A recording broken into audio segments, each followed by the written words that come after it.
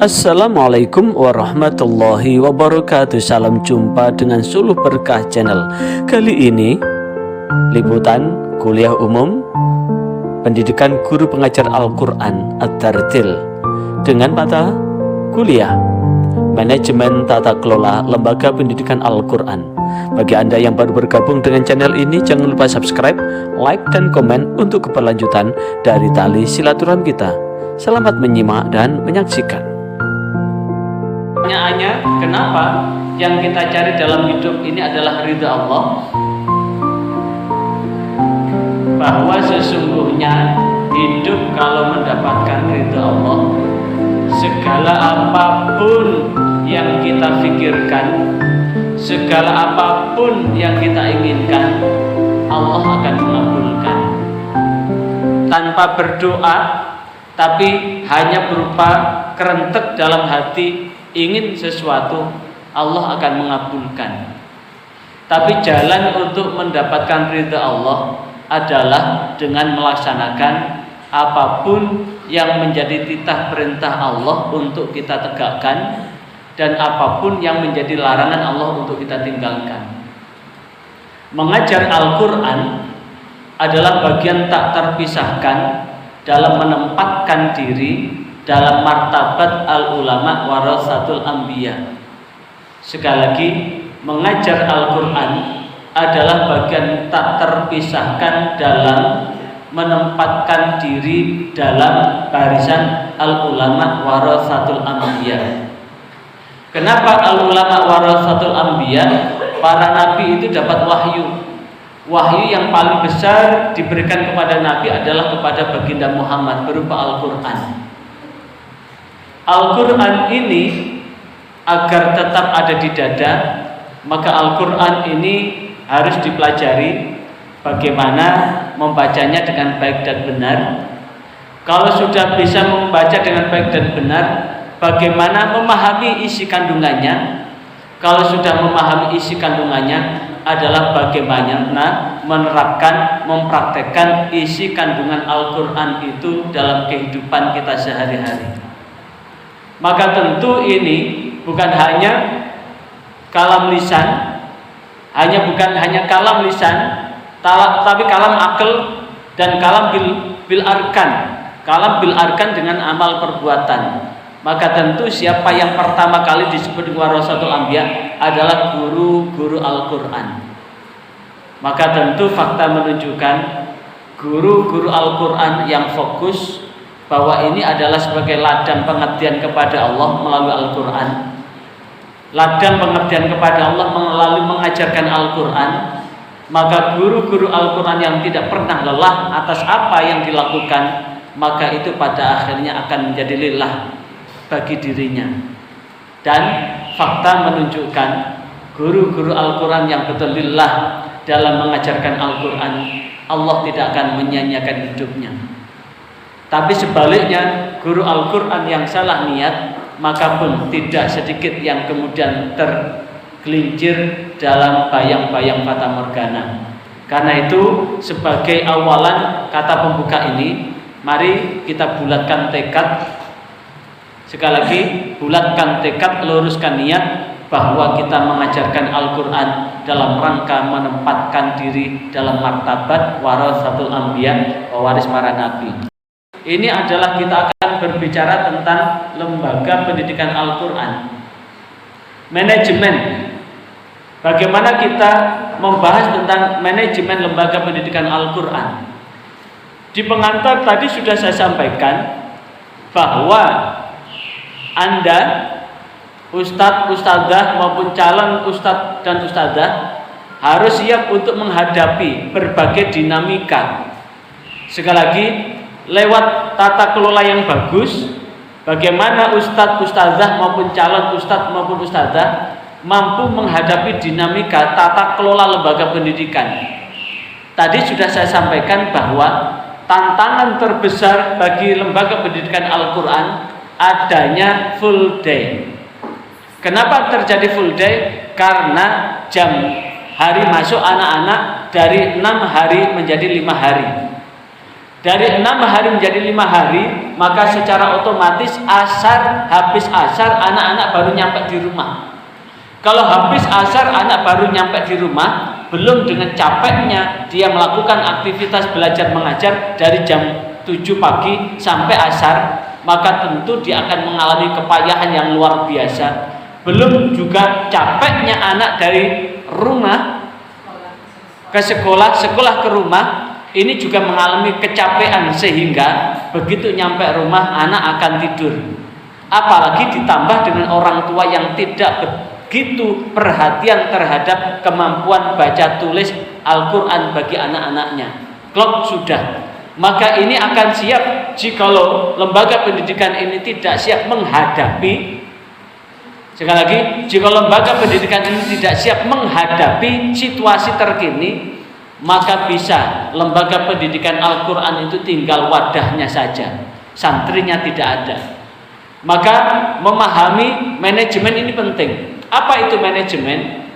Manajemen itu ada dari kata to manage yang berarti 5. Yang pertama adalah mengurus, yang kedua adalah mengelola, yang ketiga adalah mengendalikan, yang keempat mengusahakan, dan yang kelima adalah memimpin. Mengurus itu apa artinya? Dari kata urus. Kata urus itu adalah menjadikan sesuatu yang acak menjadi terurus rapi. Sesuatu yang berantakan menjadi rapi. Lewat apa? Mengurus. Maka bagaimana menerapkan di dalam mengurus lembaga pendidikan Al-Quran?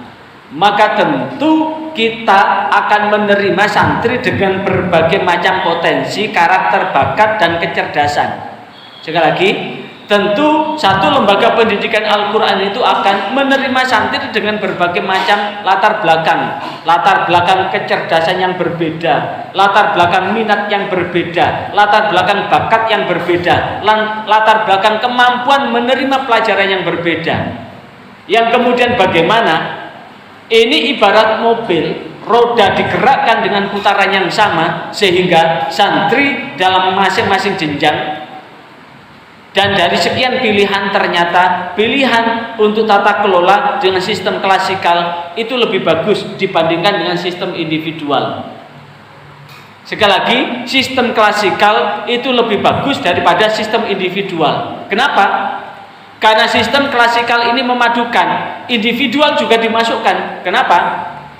Di sistem klasikal adalah anak-anak akan bisa menirukan bacaan yang dicontohkan ustadz-ustadzahnya dengan benar dan diikuti dalam banyak santri, maka tentu yang belum bisa akan terdorong dengan santri yang bisa. Anak yang lelet akan terdorong dengan anak yang cepat tanggap. Diulang berkali-kali sampai dengan suara yang menggema dari beberapa suara itu akan menggemakan buat anak yang lain. Belum lagi kemudian dites satu persatu, sebelum itu anak disuruh untuk membaca. Maka ini adalah sebagai langkah awal untuk melakukan akselerasi percepatan dalam proses belajar itu. Maka kata mengurus adalah bagaimana dari kondisi yang berbeda kemudian anak-anak ini mendapatkan perlakuan yang sama, dengan kurikulum yang sama, dengan materi yang sama, agar mereka terurus dengan keinginan untuk apa? Untuk mendapatkan pelajaran yang diinginkan. Yang kedua, kelola. Kata kelola itu adalah kemampuan untuk mendistribusikan sesuai dengan porsinya. Sebagai satu contoh, ibu siapa ini yang bawa putri ini? Ibu siapa? Hah? Ibu Miftah. Miftah itu bapaknya apa? Miftahul Jannah, bukan Miftahul Arifin. Misalkan Bu Miftah ini termasuk tipe ibu rumah tangga yang pandai mengelola keuangan, karena suaminya begitu bekerja, berapapun uang yang dihasilkan suaminya langsung dikasihkan ke Bu Miftah. Tapi Bu Miftah ini termasuk ibu yang solihah, walaupun uang belanja ya segitu dibandingkan dengan belanja tetangga masih jauh, tapi Ibu Miftah ini bisa memporsikan, bisa mengatur bisa mengelola keuangan sehingga keseluruhan bisa tercukupi. Mana yang digunakan untuk transport suaminya, bensin suaminya, mana yang digunakan untuk sanggup putrinya, mana yang digunakan untuk biaya sekolah, mana yang digunakan untuk belanja harian, belanja bulanan, listrik, telepon, HP, token dan sebagainya. Ternyata Bu Miftah ini mampu memilah sesuai dengan porsinya, sehingga setiap bulan tidak kekurangan, selalu pas. Kemampuan untuk mengatur keuangan, kemampuan untuk mengatur keuangan dengan pas ini adalah kemampuan untuk mengelola. Maka manajemen dengan kata kelola, mengelola itu adalah mampu mendistribusikan seluruh potensi yang ada. Kalau tata kelola lembaga pendidikan adalah mampu mengelola, berarti mampu memanfaatkan seluruh sumber daya, baik sumber daya manusia maupun sumber daya yang lain yang digunakan untuk mengembangkan lembaga yang ada. Itu berarti memiliki kemampuan mengelola lembaga itu dengan baik. Mengendalikan, dari kata kendali. Kata kendali itu dari kemampuan untuk mengendalikan dari sesuatu yang tidak terkendali. Masih ingat lagu anak-anak waktu kita TK dulu? Pada hari Ahad ku turut ayah ke kota, naik delman istimewa ku duduk di muka, duduk di samping Pak Kusir yang sedang bekerja, mengendalikan kuda supaya baik jalannya. Ayo diulang lagi. Pada hari Ahad ku turut ayah ke kota, naik delman istimewa ku duduk di muka, duduk di samping Pak Kusir yang sedang bekerja, mengendalikan kuda supaya baik jalannya. Apa artinya mengendalikan? Kenapa kuda perlu dikendalikan? Agar kuda ini fokus berjalan dan berlari sesuai dengan keinginan Pak Kusir yang sedang bekerja. Kenapa kuda ini perlu dikendalikan? Kalau tidak dikendalikan, kudanya jadi liar. Berarti kalau manajemen berarti mengendalikan adalah kemampuan untuk mampu mengendalikan seluruh potensi sumber daya yang ada. Digunakan untuk apa? Untuk berjalan bersama dalam rangka apa? Dalam rangka memiliki tujuan. Nah, ini ada satu cerita bagaimana kita akan mampu mengendalikan diri kita. Mengendalikan diri kita untuk tidak gampang komentar, mengendalikan diri kita untuk tidak gampang menanggapi sesuatu yang tidak penting, mengendalikan diri kita untuk tidak membesar-besarkan masalah yang sepele. Kalau ada orang membesar-besarkan masalah yang kecil dan sepele, itu artinya adalah orang itu adalah orang yang berjiwa kecil. Bahasa kecil itu adalah kerdil. Sebaliknya, orang yang berjiwa besar, masalah sebesar apapun dia akan tetap yakin, la yukallifullahu nafsan illa wus'aha, tetap akan mampu menghadapi masalah itu. Nah, inilah kebalikan. Orang yang berjiwa besar adalah orang yang bisa mengelola masalah sebesar apapun untuk menjadi kecil, dan tentu setiap masalah tentu ada solusi. Orang yang berjiwa kerdil adalah orang yang suka membesar-besarkan masalah yang kecil. Nah, kata mengendalikan adalah kemampuan untuk mengelola masalah apapun yang muncul di hadapannya. Kalau mengusahakan, dari kata usaha, usaha itu artinya adalah kemampuan untuk melakukan kerja. Kemampuan untuk melakukan kerja itu berarti mampu memanfaatkan sumber daya yang ada untuk memperoleh hasil sebesar-besarnya. Dengan biaya sekecil-kecilnya untuk memperoleh hasil yang sebesar-besarnya, itu adalah orang yang mampu mengusahakan. Makanya pengusaha yang disebut pengusaha, orang yang punya usaha dan usahanya itu dapat memberikan manfaat bukan hanya untuk dirinya, tapi juga untuk orang lain. Memimpin, Bapak Ibu, saudara-saudari, ustadz ustadzah maupun calon ustadz, pernah lihat bebek? bebek itu banyak mana antara betina dan pejantannya? Banyak betinanya. Betinanya 40, pejantannya hanya 1. Kuat itu. Dan 40 bebek dengan 1 pejantan, itu semuanya bisa bertelur. Siapa yang membuat bertelur? 1 pejantan itu.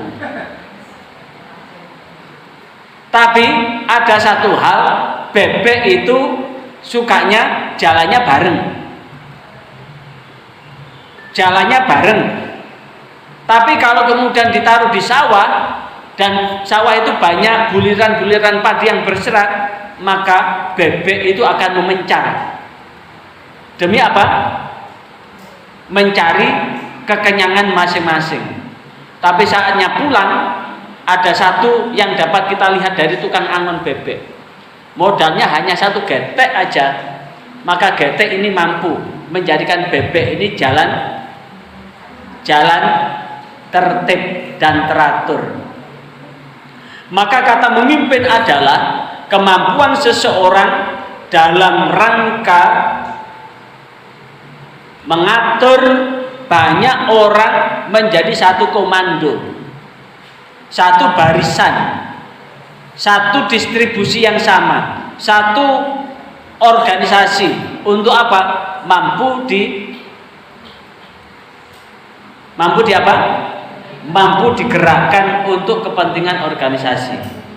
Itu arti dari manajemen secara bahasa. Kalau manajemen secara istilah apa? Adalah satu seni dalam ilmu dan proses pengorganisasian. Kenapa disebut dengan seni? Karena mengatur banyak orang itu butuh variasi yang menyenangkan. Kenapa disebut dengan ilmu? Karena ini bagian dari ilmu. Makanya ada fakultas ekonomi, prodi manajemen, atau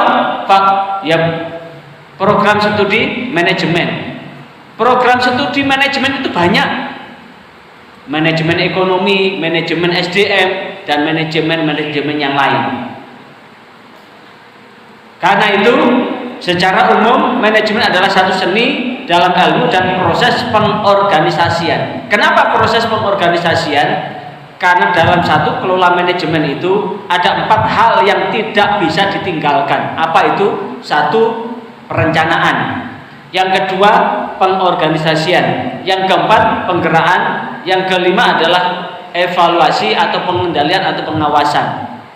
Maka manajemen itu adalah satu seni dalam ilmu dan proses untuk dimulai dari merencanakan, setelah direncanakan didistribusikan dalam bagan-bagan, dalam poin-poin siapa yang bertanggung jawab. Setelah membagi tanggung jawab itu, maka kemudian digerakkan untuk bekerja bersama-sama. Setelah itu apa yang dikerjakan dievaluasi. Begitupun seterusnya. Itu namanya manajemen. Sehingga kalau kemudian digambarkan, yang dikatakan manajemen itu adalah bagian dari manajemen itu apa? Kalau di belakang ini, di depan Ustadz Ustadzah, ini ada lingkaran biru. Lingkaran biru ini, anggap saja ini adalah lembaga.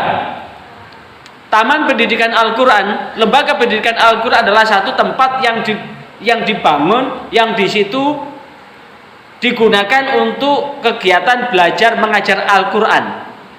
Namun lembaga ini tidak akan punya makna apa-apa jikalau tidak dikuatkan dengan administrasi. Apa itu administrasi? Adalah hal-hal yang berkaitan dengan tata persuratan, catat mencatat, ataupun apapun yang ada hubungannya dengan kebutuhan administrasi lembaga. Bahkan saking pentingnya administrasi, di dalam Al-Quran ayat yang paling panjang itu adalah ayat tentang administrasi. Al-Quran surah Al-Baqarah ayat 282. Itu hampir satu halaman itu, satu halaman persis itu. Bisa dilihat yang bawa Al-Quran berapa? Coba dilihat. Yang bawa Al-Quran, ada yang bawa Al-Quran? Apa? Itu menunjukkan Allah sendiri menempatkan tentang manajemen, tentang administrasi, itu menempati ayat yang paling panjang. Namun administrasi itu tidak akan berarti apa-apa bila tidak ada manajemen.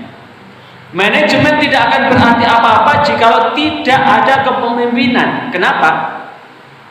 Karena menurut Sergio Vani, dia mengatakan tidak ada siswa yang tidak dapat dididik.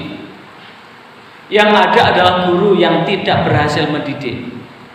Dimasukkan ke TPQ, tidak ada santri yang tidak dapat dididik. Yang ada adalah ustadz-ustadzahnya yang tidak mampu mendidiknya. Berarti tidak ada hak buat ustadz untuk mengatakan bahwa kamu ini hobok. Karena kata hobok itu akan kembali kepada ustadz-ustadzahnya. Dan tidak ada ustadz yang tidak berhasil mendidik. Yang ada adalah kepala TPG-nya yang tidak mampu membuat ustadz itu berhasil mendidik. Berarti yang paling disalahkan adalah kepala TPG-nya.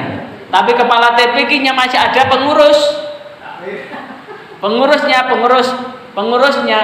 Lah pengurus masih ada pengurus lagi, pengurus takmirnya.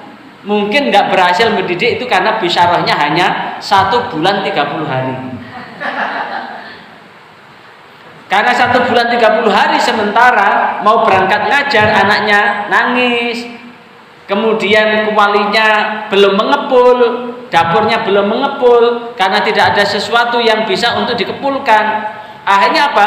Menjadikan motivasinya. Tapi sekali lagi ingatlah bahwa ini adalah dalam rangka apa? Memenuhi martabat diri sebagai al-ulama warasatul anbiya. Maka tentu yang ini dan seterusnya bisa dilihat di catatan itu. Nah, di ini ada 3 hal yang penting di dalam mengelola lembaga pendidikan Al-Quran. Ada 3 manajemen penting yang perlu diperhatikan. Yang pertama adalah apa? Manajemen kolbu. Apa itu manajemen kolbu? Menata hati dan niat. Sekali lagi, menata hati dan niat bahwa mengajarkan Al-Quran ini adalah dalam rangka ibadah kepada Allah, mengabdi kepada Allah melalui mengajarkan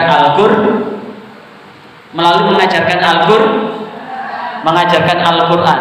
Yang pertama asal bahwa yang paling penting adalah tata hati. Kalau hati sudah ditata, bahwa ini adalah sebagai ladang kita untuk menabur benih amal buat akhirat, maka Allah akan memberikan inspirasi. Inspirasi inilah yang kemudian akan menjadi sumber ma'isyah buat ustadz-ustadzah. Beda jikalau hati belum mampu terkelola. Misalkan ngajar di lembaga pendidikan Al-Quran ini rata-rata bisyarahnya berapa? Yang sudah ngajar angkat tangan. Yang sudah ngajar di TPQ angkat tangan. Coba. Udah ngajar di TPQ jangan? Udah. Berapa bayarannya 1 bulan? Berapa, Bu? 150. Mbak yang belakang warna ini berapa, Mbak? 200. Kalau Mbak yang belakang hijau, jilbab hijau, bayarannya berapa?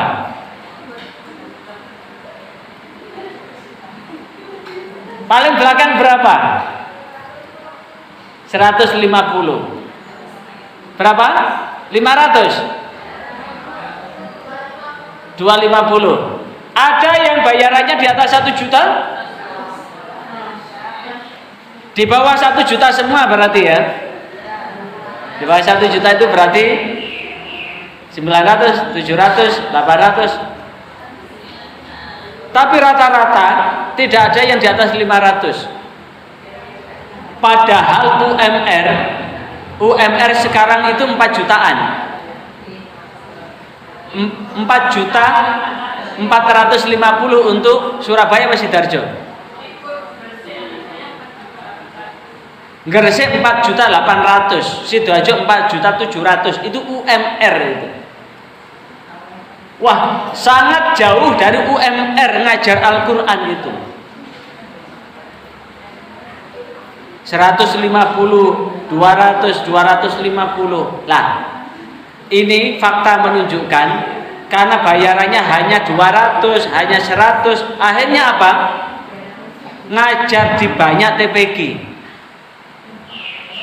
Jam 2 ngajar di TPQ A, jam 3 di TPQ B, jam 4 di TPQ C, habis maghrib TPQ D. Kalau kemudian masing-masing TPQ bayarannya 150 setiap bulan, 4 TPQ berapa? 600.000 kan? Kalau per TPQ itu bayarnya 250 kali 4 berapa? 1 juta. Kalau hitung ketemu hitung, itu jatuhnya capek itu. Jatuhnya capek. Akan berbeda jikalau Ustadz betul-betul mampu mengelola TPQ, menata hati dengan baik. Cukup satu TPQ itu diramut yang bagus, santrinya dibimbing yang bagus, lembaganya dikelola yang bagus. Maka tentu jikalau ini dilakukan, maka tentu Allah akan memberikan, sekali lagi, Allah akan memberikan hal yang terbaik buat dirinya. Karena saya punya teman dulu sambil kerja di pabrik, begitu kena ada PHK besar-besaran, Krismon kan ada PHK tahun 98 itu kan Krismon, krisis moneter, terjadi PHK besar-besaran. Akhirnya apa? Pesangon itu digunakan untuk apa? Bikin toko peracangan begitu. Sementara teman saya itu fokus di TPQ. Betul-betul dikelola TPQ. TPQ-nya jadi bagus, akhirnya peminatnya bukan hanya dari desa itu, luar desa pun akan menitipkan putranya di TPQ itu. Apa yang terjadi? Ternyata apa yang dilakukan itu barokahnya luar biasa itu. Ya dari caranya Allah sudah bisa umroh beserta istri dan anaknya, udah bisa daftar haji, anaknya juga sampai S2. Artinya apa? Tata hati bahwa mengajarkan Al-Quran itu adalah bagian ladang untuk apa? Ibadah.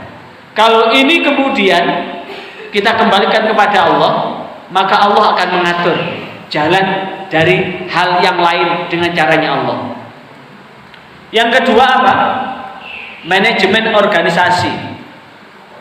Lembaga itu adalah wadah, tempat berhimpun dua orang atau lebih yang memiliki tujuan yang sama untuk memperjuangkan apa yang diinginkan dengan keinginan yang sama.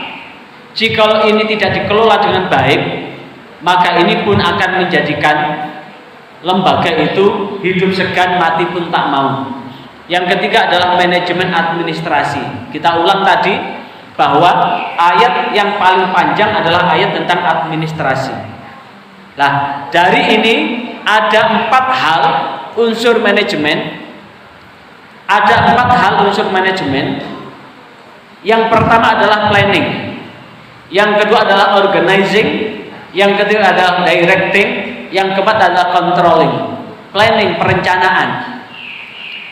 Di perencanaan ini, maka tentu apa yang perlu kita pahami terlebih dahulu paling awal adalah memahami apa tujuan kita untuk mengajarkan Al-Quran itu. Apa tujuan utama kita mengajarkan Al-Quran itu? Maka tentu tujuan utama kita mengajarkan Al-Quran adalah membimbing generasi muda Islam yang menjadikan Al-Quran sebagai apa? Apa tujuan mengajarkan Al-Quran?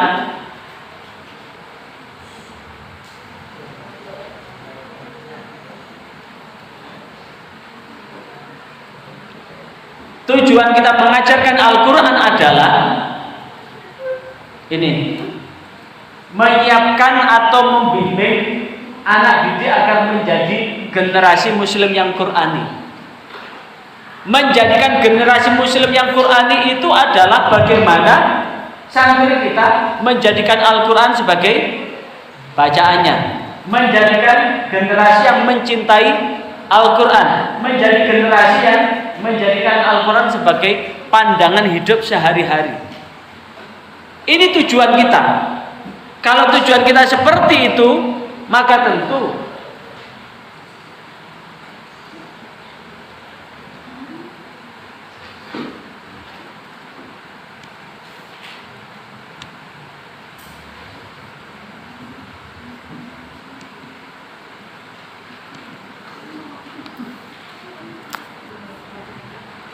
jikalau ini yang menjadi yang pertama adalah apa tujuan membimbing generasi muslim yang Qurani, yang menjadikan Al-Quran sebagai bacaannya, generasi yang mencintai Al-Quran, generasi yang menjadikan suri tauladan bagi teman sebayanya. Maka ini yang perlu kita perjuangkan dengan sasaran. Kalau lembaga pendidikan Al-Quran, kalau usia 3 sampai 6 tahun adalah usia TK, disebut dengan TKG. Kalau usia 7 sampai 12, usia sekolah MI disebut dengan TPG. Kalau usianya udah usia SMP 13 sampai 15 namanya Ta'limul Quran lil Aulad. Apakah di usia TK? Apakah di usia taman? Apakah di usia TKA? Tujuan utama adalah bagaimana Al-Quran ini bisa dibaca dengan benar, lancar. Tentu nanti ada tambahan tarjimnya, mampu menerjemahkan. Kalau ini sudah dilakukan, kita menentukan standarnya, ada di perencanaan. Standarnya dari beberapa standar, mulai kelulusannya, isinya, kemudian prosesnya, sarana prasarannya, pendidik, tenaga pendidik, biaya, dan bagaimana cara menilainya. Ini sudah ditentukan, sudah direncanakan. Baru apa yang distandarkan itu kemudian diatur, ditata bagaimana kegiatan belajar mengajarnya.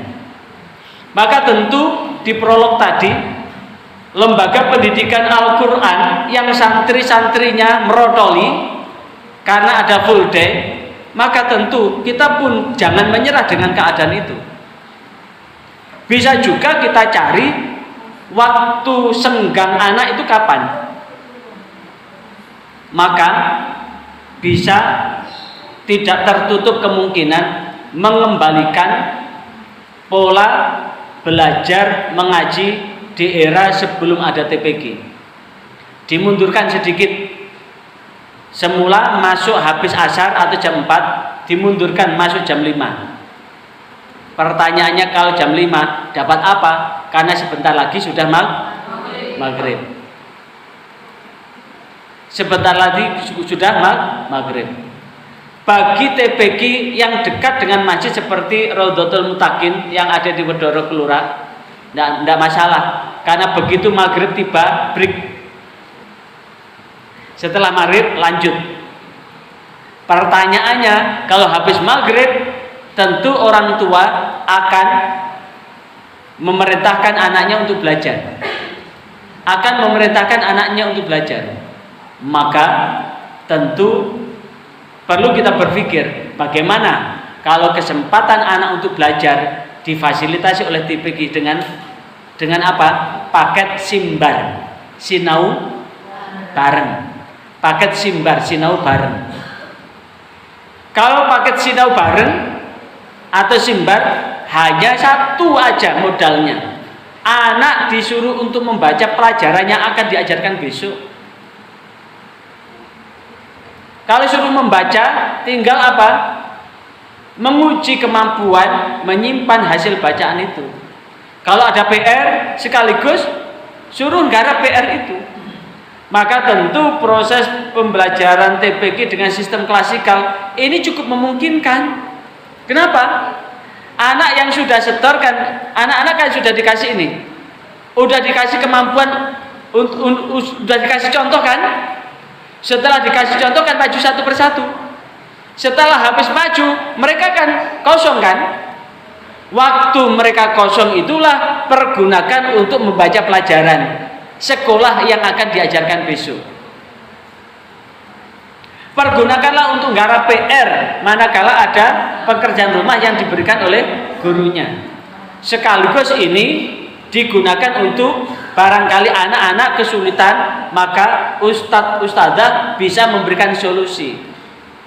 Sehingga tawaran buat wali santri, Bapak Ibu, ini karena anak-anak ini sudah anak-anak ini masuk ngajinya kan tidak seperti kemarin. Karena anak Bapak Ibu ini adalah sudah full day. Anak-anak pulang jam 4, ngajinya jam 5. Tapi ngajinya jam 5 nanti paketnya adalah paket ngaji dan bimbingan belajar. Ngajinya gratis, bimbingan belajarnya aja yang bayar ya Bu ya. Bimbingan belajarnya yang bayar. Le panjenengan titip bimbel ke gurunya berapa Bu? Ada orang tua? Lah, untuk TPQ yang tergerus itu diundur dari jam 5. Jam 5 tetap proses belajar mengajarnya sama dengan TPQ yang masuk jam 2. Sama dengan TPQ yang masuk jam 3. Sama dengan TPQ yang masuk jam 4. Proses belajarnya ya seperti itu. Tinggal apa? Kalau maghrib waktunya sholat, diajak sholat. Habis sholat balik lagi. Kalau isya waktunya sholat, diajak sholat, balik lagi. Cuma ada tambahan apa? Selain mengaji, ada tambahan bimbingan belajar, sehingga disingkat Super Makkah Belajar Mengaji. Sungguh, super singkatan dari sungguh pergunakan. Maka maghrib penuh berkah, belajar dengan belajar, mengaji dan mengaji. Maka tentu tidak usah kemudian ngopeni banyak TPQ, cukup satu TPQ ini fokuskan. Maka tentu dari jam 7 pagi sampai jam 4 kita bisa aktivitas biasa, ngajar ngajinya di jam ini. Di satu sisi kita tidak akan kehilangan santri, karena santri sudah terfasilitasi dengan bimbingan belajar. Santri sudah terfasilitasi dengan kebutuhan sekolahnya. Kalau ini ternyata setelah diukur hasilnya lebih bagus, saya yakin dengan seyakin-yakinnya TPQ yang ustadz-ustadzah kelola, peminatnya akan semakin banyak. Dan sekaligus waktu maghrib yang penuh dengan berkah itu bisa dimanfaatkan dengan baik. Letaknya di mana? Di perencanaan. Direncanakan bagaimana kegiatan belajar mengajarnya. Kemudian setelah itu apa? Fasilitas apa? Tata tertibnya apa? Kalau rencana sudah matang, baru mengorganisasikan, memilih siapa yang bertanggung jawab sesuai dengan pos-pos yang ada. Sekali lagi, memilih sesuai dengan tanggung jawab, sesuai dengan pos yang ada. Untuk yang bagian membimbing belajar, ustadz siapa? Kalau ada sekian mata pelajaran, yang pinter matematika siapa? Yang pinter IPA siapa? Yang pinter agama siapa? Ini nanti yang akan mendampingi anak. Yang ngajinya, yang jilid, yang paket dasar siapa yang pegang, yang paket marhalah siapa yang pegang, jilid 1, 2, 3, 4, 5, 6 siapa yang pegang. Ini letaknya di mana? Di organisasi. Dan pengorganisasian ini penting, dan seluruhnya harus selaras, serasi seperti orang yang baris begitu lah. Kalau kiri, kiri semua. Kalau kanan, kanan semua. Kalau belok, belok semua. Kalau hadap kanan semua. Hadap kiri semua. Balik kanan semua. Jangan yang satu hadap kiri, yang satu hadap kanan, yang satu belok kanan, yang satu serong kiri. Akhirnya apa? Morat dan marit. Kalau seperti itu akan terjadi seperti contoh yang satu ini. Dalam proses pengorganisasian, the right man and the right place, orang yang terbaik akan ditaruh di tempat yang terbaik. Tapi kalau sudah bergerak, diajak bergerak, sama dengan itu. Ini ibarat program termasuk sukses apa? Gagal. Padahal hanya satu orang aja tertidur, gagal semua. Apalagi itu sangat sensitif, gigi yang tengah, sehingga gambar itu jadi bogang. Karena itu pengorganisasian ini apa yang perlu ditata? Yang pertama, pilih siapa yang melaksanakan, buat struktur yang jelas, garis komando yang jelas. Setelah itu kasih tugas, wewenang dan tanggung jawab. Setiap orang tugasnya apa, wewenangnya apa, tanggung jawabnya apa, mau tidak mau ini harus dilakukan. Kalau sudah terpilih dan dipilih, maka tinggal langkah yang keempat, yaitu directing.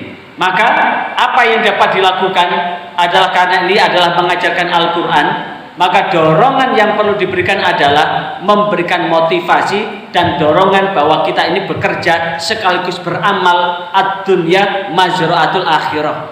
Karena siapapun yang istiqomah mengajarkan Al-Quran, Al-Quran itu akan didada. Ketika sang malaikat penjaga alam kubur itu menanyakan, maka Al-Quran akan keluar dari dada kita dan menemani kita, akan menjawab apa yang ditanyakan oleh malaikat. Dengan satu catatan, guru-guru Al-Quran yang istiqomah, yang betul-betul lurus niatnya.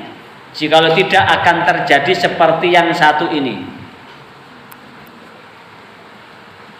Tentu kalau sudah leading, kebersamaan ke seluruh perangkat yang ada itu sangat menentukan sukses tidaknya sebuah lembaga. Satu aja jadi benalu, maka akan merusak keseluruhan tatanan. Satu aja yang tidak bergerak akan merusak proses yang lain. Dan tentu penting buat ustadz maupun ustadzah di tahap planning, rencanakan aja bahwa setiap 2 bulan atau 3 bulan sekali itu ada kenaikan jilid. Sekali lagi, rencanakan tiap 3 bulan ada kenaikan jilid. Di paket dasar jilid 1, jilid 2, jilid 3, jilid 4, jilid 5, jilid 6, rencanakan 3 bulan. Adapun santri yang tidak memenuhi kompetensi, gak apa-apa, balen. Yang paling penting, anak yang cerdas, anak yang cepat tanggap, anak yang sregep dapat apresiasi, penghargaan dari apa yang dilakukan. Jangan sampai kemudian ada anak yang keset, anak yang nggak disiplin, kemudian dipaksakan untuk disamakan dengan anak yang sregep. Kasihan anak yang sregep akan jadi korban. Karena satu ketika saya monitoring, ada lembaga pendidikan tiap 2 bulan itu ada kenaikan bagi anak. Setelah ada uji kompetensi, belum memenuhi uji kompetensi, balen lagi, dan itu sudah diinformasikan.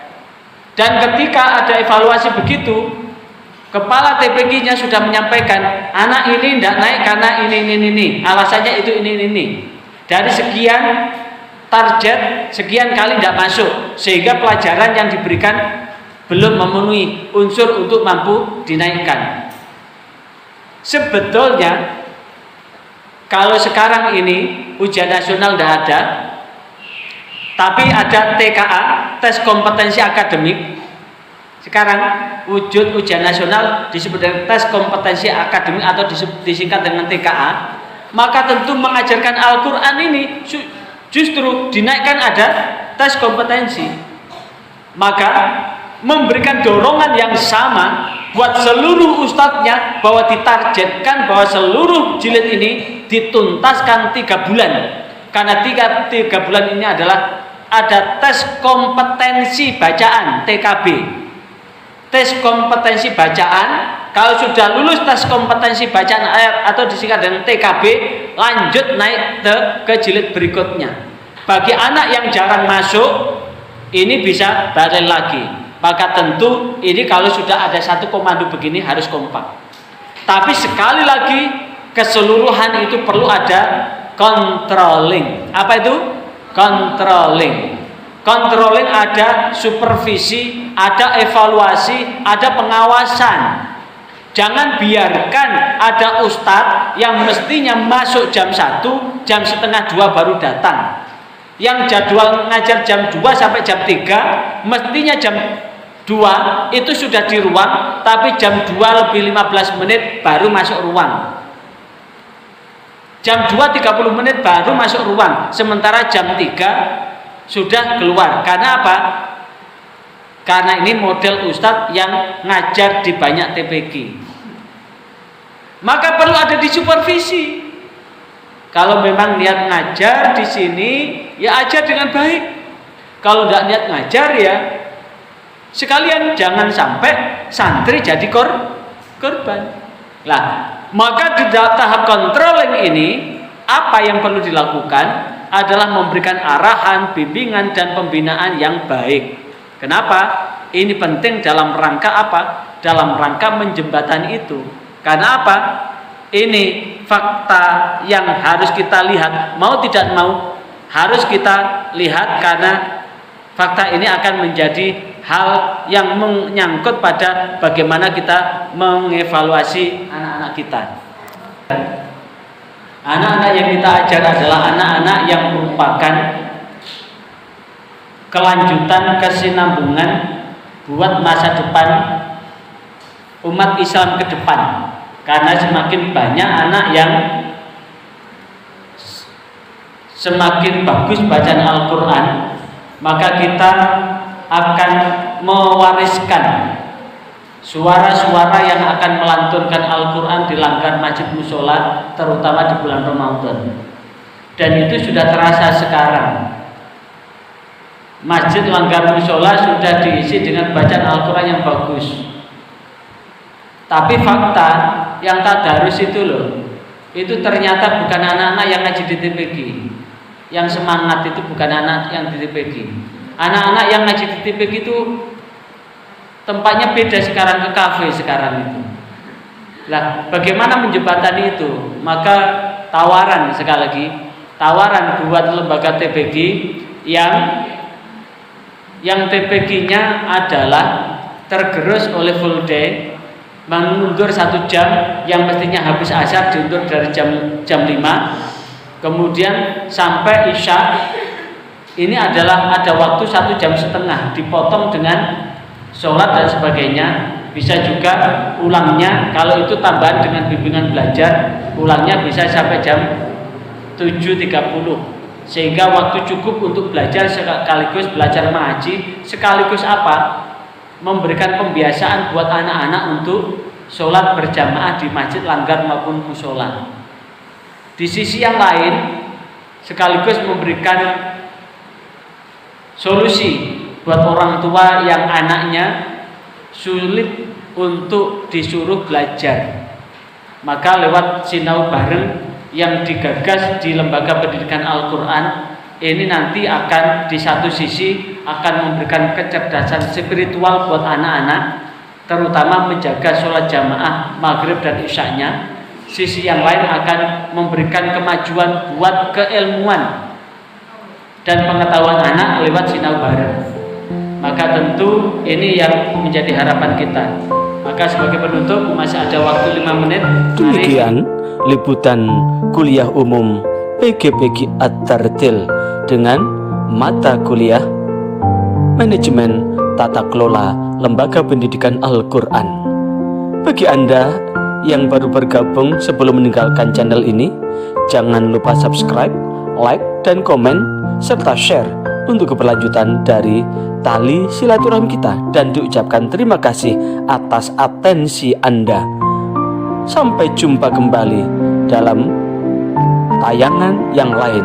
Wassalamualaikum warahmatullahi wabarakatuh.